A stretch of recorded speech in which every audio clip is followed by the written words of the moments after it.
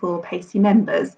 I'm delighted this evening to kick off with our first event, which is talking to our colleagues at Ofsted around the inspection framework and also how inspections have been rolling out or will be rolling out over the coming months.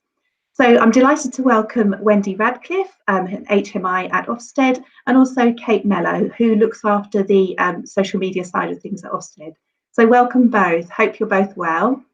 And thank you for joining us this evening. Brilliant, thank you. Great to be here. Excellent, thank you. So we asked members to send in any thoughts or questions they had actually, or comments really about Ofsted and the inspection process. You won't be surprised to know that quite a lot of the questions were around COVID and that return to inspections. So we've broken down the questions into different sections because there were quite a lot of them, and we're going to aim to get through as many as we possibly can in about 45 minutes. So if you're watching through YouTube, then please do comment, and we will obviously aim to answer as many questions as we possibly can. So I'm going to kick off first of all thinking about COVID, and because it's very timely and continues to be a very important part of the work that we've been doing and the rollout. So first question I'm going to ask to either of you, both of you, is how have inspections changed really since the pandemic? And this is a question that a few members have asked us actually. So just how things have changed since the pandemic. Okay, thanks, Teresa. I'll take a stab at that one and kick off. So we've recently updated our early years inspection handbook, and that outlines how inspections will take place. And what we've done is we've added a new section at the front of the handbook, and it's entitled Inspection During the COVID-19 Pandemic, and it explains the slight differences to notification, for example, of inspection, and also to inspection safety.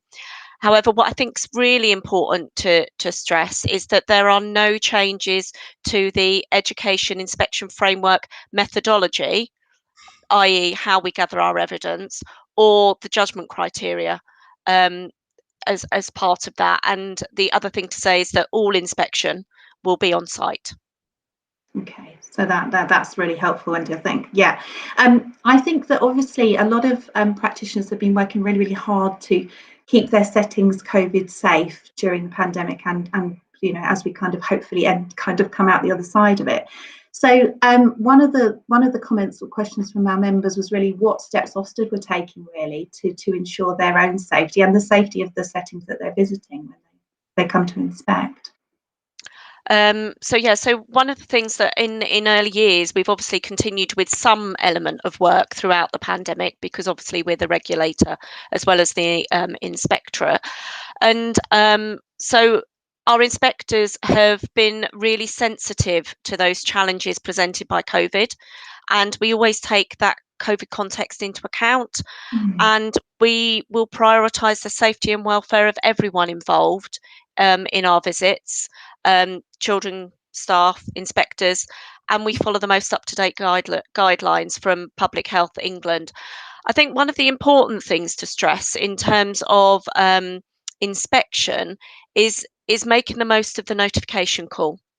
Inspectors will use that time to discuss inspection safety with childminders, and that will discuss things from space available during the inspection, use of face coverings, the fact that inspectors will take tests ahead of lateral flow tests ahead of inspection, that kind of thing, and just making sure that those safety measures are in place really, and both childminders and inspectors feel safe. I think that's really reassuring, isn't it? Just to know that those steps and that call that you make, Wendy, how far in advance are you making that call to providers? So that call is made for childminders around 5 days before the inspection to identify that inspection window. So again, there's no change to that process, but actually the call may take a little bit longer, or it may be that the inspector and childminder decide that they need 2 calls. So there's the initial call to say, I'm coming to come and do your inspection, but actually may make a subsequent call a bit later in that day when it's more convenient, and the childminder's had an opportunity to, think about how best to manage the inspection Sure, in yeah. terms of safety. And I suppose particularly for childminders, the added challenge of being in your own home, and of course other family members as well, and maybe family members who were shielding.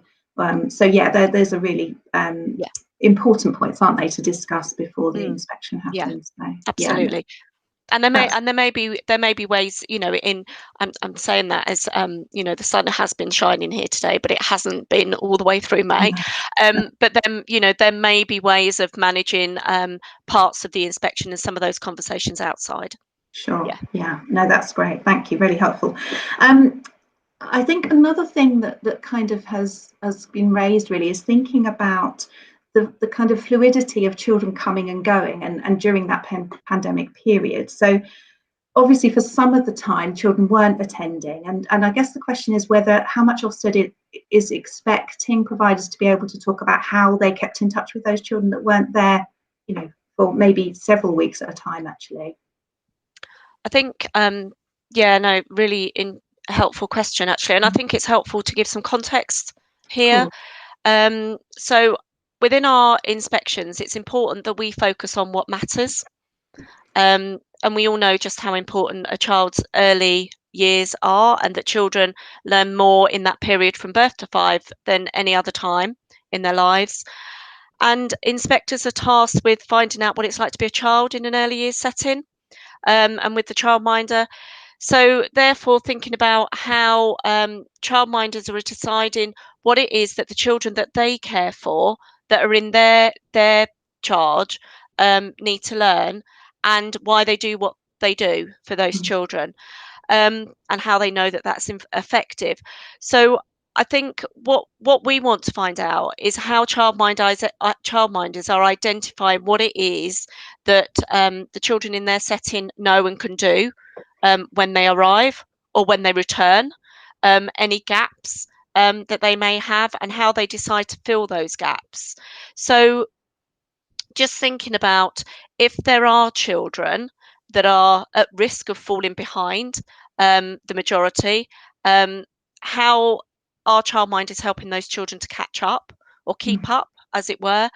And that then may lead to a conversation about how you kept in touch with children who didn't attend during the pandemic, just so that childminders are making sure that no child gets left behind. Does that make sense? No, it does. And I guess that kind of leads on to thinking about, they're not sort of questions in isolation, are they? They're part of a bigger picture and a context. And particularly for children's mental health and behaviour, all of those things will come out from that conversation about your knowledge of the child and their time in the setting. Or even their time out of the setting, to be honest, as well. So, absolutely. And of course, if you're thinking about children's emotional well-being, and thinking about quality of education, child's personal development, behaviours and attitudes, which are of course the judgments that we make under the education inspection framework, and all of those things are taken into account as we inspect. What is it like to be a child in this place? Yeah, absolutely. We did that research in the autumn, and we found some really interesting things about how some children had slipped back a long way and perhaps gone back into nappies.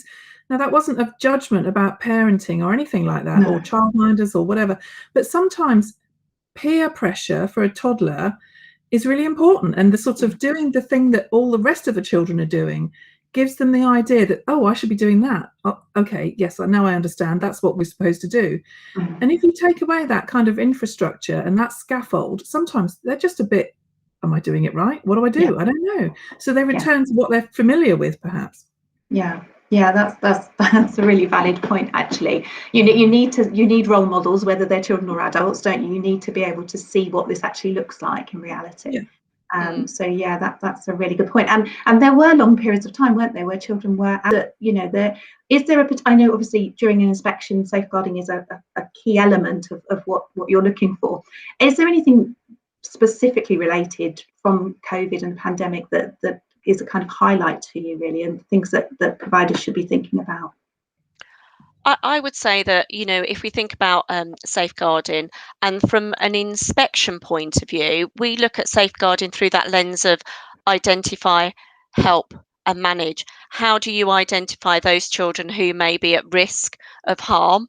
And then how quickly do you go about helping those children? Do you how do you reach out to the, other agencies who might need to be involved in that child's life in terms of helping them? And I think one of the things I think we're all aware of, is that for some families there may be additional pressures, or there may be additional things that have happened as a result of the pandemic that you may need to just be aware of about the families that you're, and those children that you're looking after. So would say, just keep an eye out for safeguarding in terms of how you would usually, in terms of thinking about, and we will want to find out about how you identify when children may be at risk of harm or may need that extra bit of help. Okay, so again, in the context of the family, it's got to and be the in that situation where they context. come from. Yeah. Absolutely. That's great. Thank you. I'm just going to do one more question on COVID, if that's okay. We had a question from Jennifer, which was really about some of the concerns, I think, around sustainability for the sector going forward, because the pandemic has hit the early years and childcare sector, along with others, really quite severely, and things like increased costs and staffing challenges, and actually whether you think that there is a potential for that to lead to some settings not having the grade that they might have had previously. And the question really is about how Ofsted feeds back any of its findings to government, really. So that sort of channel of communication as to what you're finding as you carry out inspections over the coming months. Yeah, so I think as we do usually, is that we do report our official statistics. They come out on a regular basis, and that shows judgment, inspection outcomes, and also shows things like joiners and leavers in the sector, and changes to numbers of childminders who are actually registered with us, and that kind of thing. So we'll continue to do that in the way that we usually do. Yeah, no, that's great. And sorry, Kate, we're going to say something. I was just going to say that when we were in the throes of the pandemic and pulling together, working with DfE and PACEY and the health and safety department and people like that, all of the comments on Facebook and Twitter and emails to our team were really valuable, and we were able to say, right, come on, DfE, people are really crying out now for information about paediatric first aid, for what are they supposed to do about drop off and pick up. And so we were able to push those questions up the line and get some responses, really. So they were really valuable. Yeah, and that feedback direct from the ground is so crucially important, isn't it? Because often, that people were really struggling, weren't they, to find their way, and even with government guidance. So yeah, I think that's a really useful point.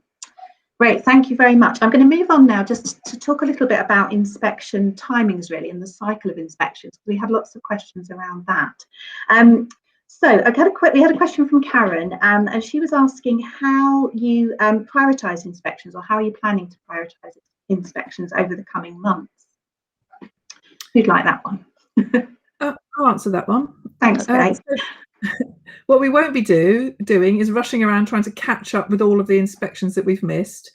That's not a particularly good use of our time, and obviously we don't want to rush things. We want to be able to plan properly, and we want to focus our time and the resources of Ofsted, which are finite, onto people who are judged less than good at their last inspection, or and that might include those who received an interim visit in the autumn, or providers who we've registered but haven't had their first inspection yet, and that is overdue. So we're sort of looking at the people who are perhaps more in need of an inspection first.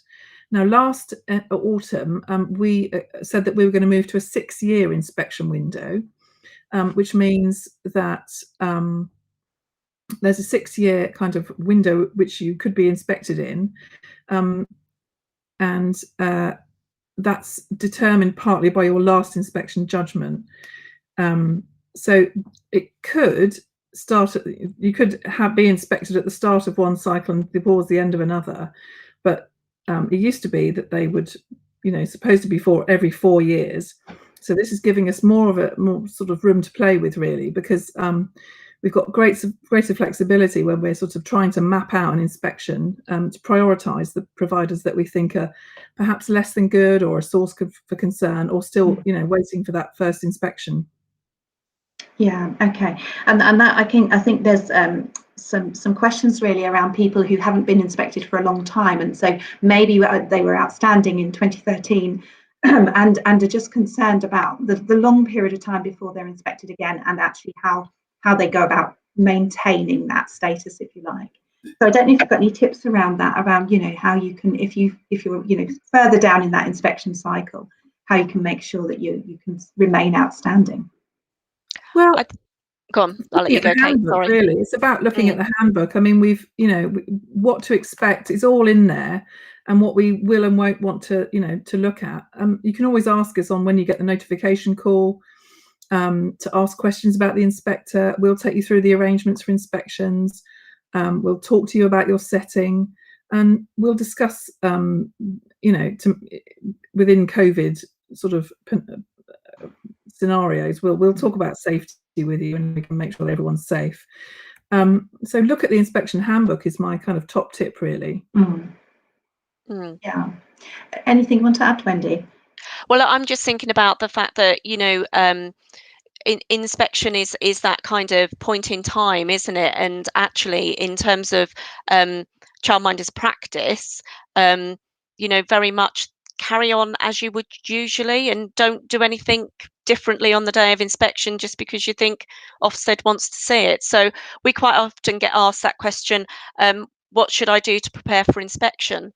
Well, don't do anything specifically to prepare for inspection, because what we want to find out about is what it's like to be a child here on a typical day. Typically, is this what usually happens? Is this what it's like for children? Sometimes teachers say, oh, I've got a special Ofsted lesson that I've been saving up for 4 years now. It's going to be really good. Don't do that. Don't do it. Do something that you would do, that you're comfortable with, that the children are going to enjoy and get something from. Don't save it up, because it's not in the spirit of what we want to see. We want to see how you do every day. Yeah. And if you're doing something differently, quite often the children let us know that, because they are brutally honest, aren't they? They are. Brutally honest. Yeah. We don't usually do it like that, or yeah. Why have I got broccoli on my plate? Was Yeah. Yeah. So no, they are absolutely brutally honest. I think that is a good tip. I think, however, there is a challenge, I think, for practitioners to have the confidence, isn't there, to just do what they would normally be doing. And that's something that we've been working on to support members with for a long time, is that just believe in what you're doing and do it for the children, and it's not about doing it for Ofsted, it's about doing it for the children. So and one of the things I think it is there, though, is that if you think about inspection, doesn't happen very often, and actually it's your opportunity to show us what it is that you do. Yeah, and be proud of it. Yeah, absolutely. Showcase. Yes, absolutely. All of our inspectors are experts in kind of the sector. They know children have off days, they play up, they have inconvenient times when they're going to suddenly decide to lose the plot or something, and we understand. I mean, all of our inspectors have worked with early years for many years. Yeah. And in terms of how long an inspection takes, I mean, I guess that does vary, but is there a kind of I know that's just something that's probably in the handbook as well, but just a kind of as a rough idea for a childminder inspection, what they can expect in terms of so you're right, it's in the handbook, and it's rough, it's around 3 hours. We'd normally be on site for around 3 hours. Okay. But again, as you say, that it's we say normally because depending on as Kate just said, we've all worked with young children, and the needs of the children come first. And sometimes we do need to ask, we do have conversations with childminders, but actually sometimes a childminder may need to be meeting the needs of, doing something with a particular child, then actually, do that. But that might mean that we're just there a that little bit longer. Yeah, of course. Yeah, no, that makes sense. Thank you. I've just got a question from Barbara, and she was saying she's due an inspection. She requires improvement. And will the inspection be any different if you're kind of, in those sort of early priority inspections? No.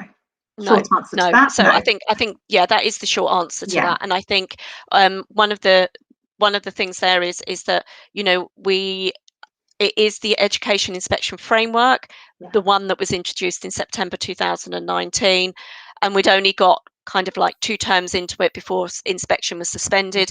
But it is the EIF framework that is inspection. So regardless of whether it's your first inspection, a re-inspection because you're on a lower, you're on an RI, for example, it is the same inspection framework. Yeah, okay. There is one framework, one inspection. Yeah, perfect, thank you. And for those people that have their registration inspection and are awaiting a graded inspection, can you just remind us how long that timescale is? So in usual times, it's within 36 months of registration. Okay, so that's. But obviously we're behind on some of those. Yeah. So that's why one of the the priority, I was going to say priority pots of providers that we need to get to are those who we've registered, but they've not yet had a first inspection, and that first inspection's overdue. Right. Yeah. Okay. That makes sense. Lovely. Thank you. I'm going to move on to the next section. I don't know if you want to grab a drink, ladies, or if you're okay. We're working hard this evening. So the next bit we wanted to cover was really about preparation for the EYFS in September 21, which is this year. And obviously we talked about the education inspection framework at the very beginning, Wendy, and you were saying that obviously there's a sort of summary of changes in there that relate specifically to those things. And the judgments haven't changed, and I guess the same question around cultural capital and intent, implementation and impact, all of that is still there, still in the framework, and that's what you can expect when you have your inspection. That's great. I just wanted to clarify that. I think with the new EYFS, there's been lots of talk about curriculum, hasn't there? And actually, what does that look like? What does that word actually mean? And also how you can evidence to it, that's a very strong word that we've always used, isn't it? How do I evidence that children are actually making progress? And do I need to do that differently come September? So I don't know, Wendy, do you want to pick up on that initially? Yeah, happy to pick up on that. And I think how do I evidence that children are making progress? I think one of the things that we want to know on inspection, and I know we go back to what is it like to be a child here. We don't have a preferred method of how childminders or settings track children's progress, and actually how we gather our evidence is set out in the inspection handbook, and in order to find out what it's like to be a child in this place and to find out what progress they're making is through observation and discussion. And it's about being able to talk to us about individual children and talk about their journey, really, their journey with you. What is it that that particular child could do when they started with you? What is it that they can do now? And where are you taking them next? What is it that you want those children to be able to do when they leave, when they so they're ready for what comes next? So does that feel very different from the current EYFS to the new EYFS, or is that what you would be? I think one of the things I think is really kind of helpful to sort of like separate out is the two things. Is that there's the EYFS, the framework, obviously is the DfE's. It's their statutory. It's the curriculum framework. That's what the educational program set out. What it is that the curriculum framework, as it were, and it's for childminders to then decide how they put the meat on the bones. And I think one of the things that we do, and that's what's changing, isn't it? That's what's changing for September. But actually, what won't change is what we're required to do. And that's the fact that we inspect in line with the principles and requirements of the EYFS. And in introducing our education inspection framework back in September 2019, we kind of introduced that real focus on the substance of education and looking at the curriculum and finding out through those conversations about intent, implementation and impact how childminders decide what it is that they want their children to learn, how they then go about delivering that, and then how they know they've been successful. And so that really is, that won't change from our point of view. It's just the EYFS is changing and is updating, shall we say. So there's more information, isn't there, around those areas of learning and those that kind of paragraph for the educational programs for each of those areas of learning. Sure. And I suppose there's the over reliance, I guess, historically on tick lists and, you know, and using programs to be able to support next steps and those sorts of things. So I guess a question from our members is about, okay, if what, do I need to do that differently? And that's quite scary, isn't it? That's quite scary to say, I'm going to stop doing it like that because I'm told not to have all this paperwork and nobody wants to see this paperwork, and start doing it like this. That's kind of a big shift, really, I think, for some practitioners, not all. I think that is, and I think that's where something where if we think about EIF and the EYFS reforms, the new EYFS, where there is a little bit of commonality, shall we say, because actually what we do know is there's that whole industry that's developed around tracking systems and the assessment of young children, and actually that assessment of young children and those systems and tracking systems that actually take away those important interactions of the, you know, adults away from those important interactions with children. And that's what children should benefit from, rather than somebody following them around with a post-it note and a tick list. It's those interactions that are important. And you know, we took that into account when we implemented and we were devising the our EIF framework. And again, our colleagues at DfE are very much aware of that in terms of workload issues when introducing the EYFS from September, the revised one. Yeah, sure. So, I mean, there isn't that you don't have a preferred way of doing any of those things, do you? So if I was a Kinderly user, for example, that's absolutely fine to be using those systems to track progress. But I guess it as you say, it's about not taking you away from, you know, the important interactions. Absolutely, the fun stuff. Yeah, absolutely. Yeah. And I think as well, one of the other things to say, you know, is actually if you've got a system in place that works and actually it's doing the right things for the children, it enables you to be informing parents about children's progress.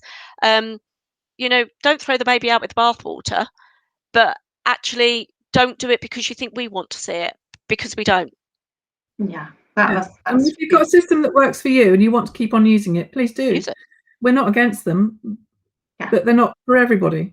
No, that's true. And actually, you have to back it up with something, don't you? It's no good on its own. You have to, and that comes out in an inspection, doesn't it?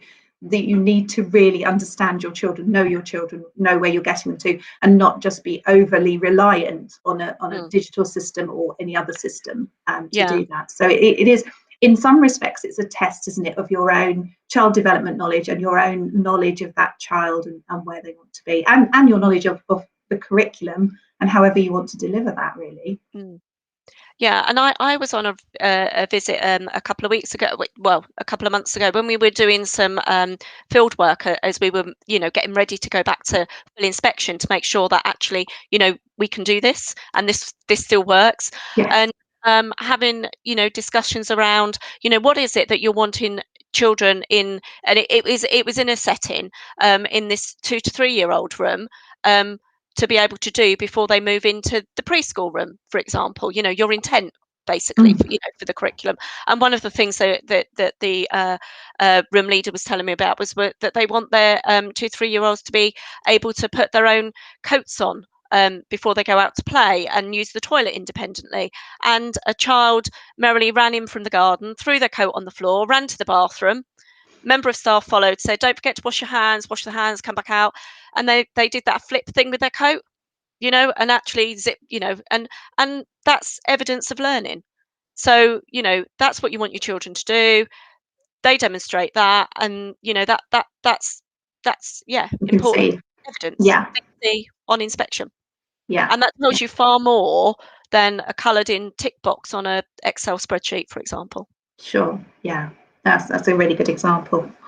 Excellent. Thank you. I'm just going to move, just thinking about that point slightly, but in terms of for a lot of childminders in particular, you don't have to have loads of paper written policies and all of those sorts of things. But if you do have, is an inspector going to say, no, I don't want to see that, or are they willing to see it and have a look at it and kind of credit it, I suppose?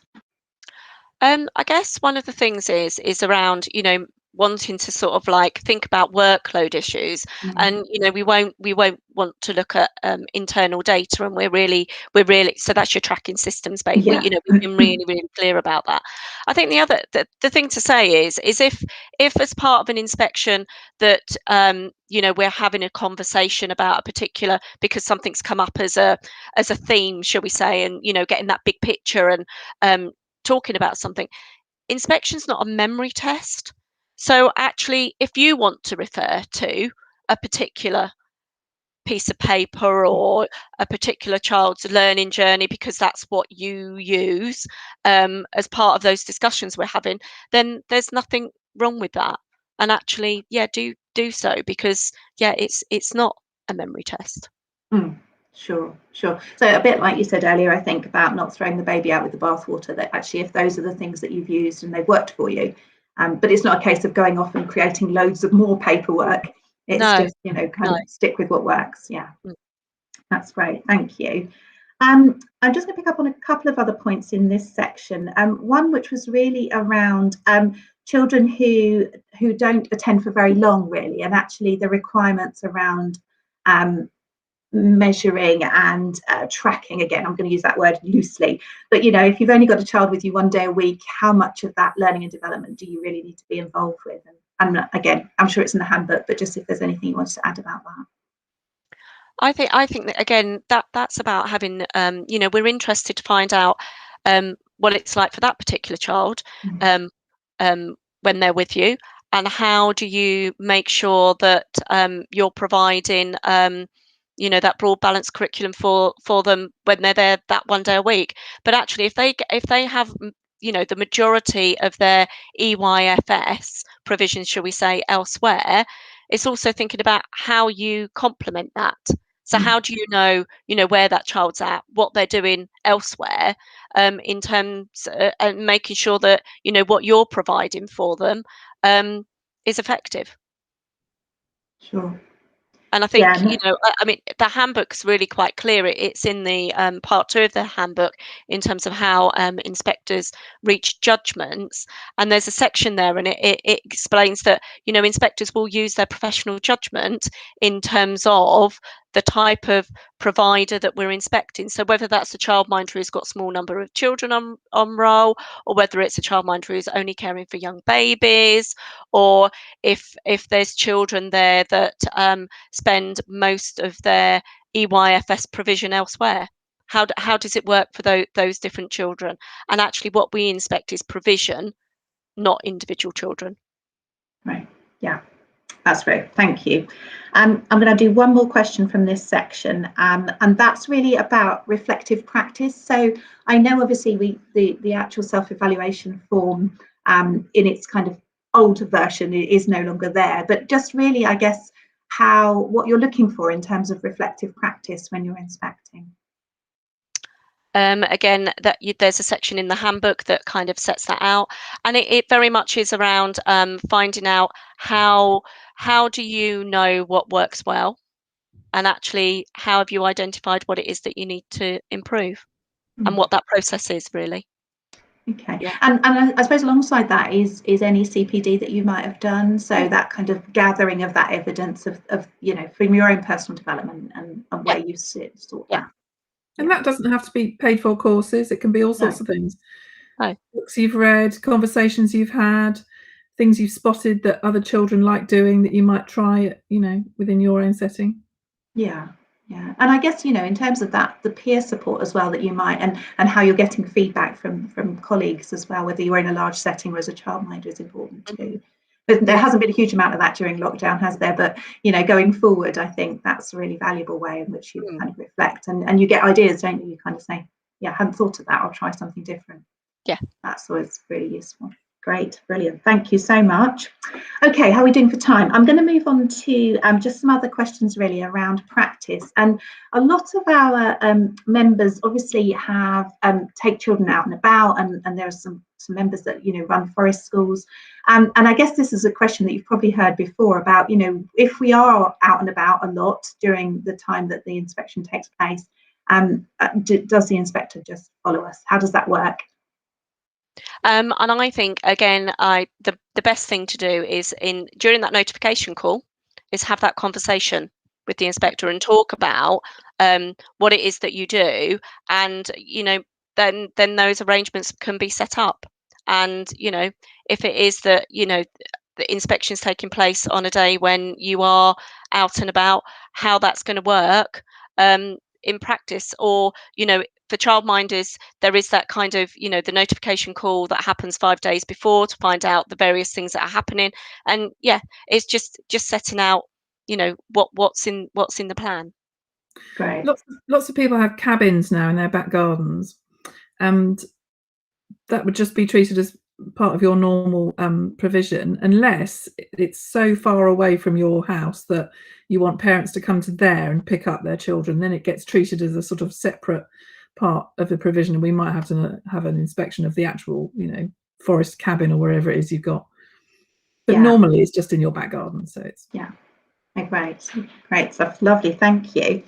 Okay, I just wondered, and I think you said at the very beginning, Wendy, that there's not necessarily one top tip, is there? But I think we've mentioned quite a few tips along the way. But in kind of in summary, is it, because we've talked about obviously COVID, we've talked about returning to inspections, and we've talked about preparing for September and what that looks like.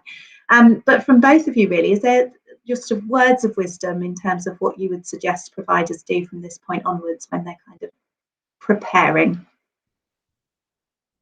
Who wants to go first? Shall I go first?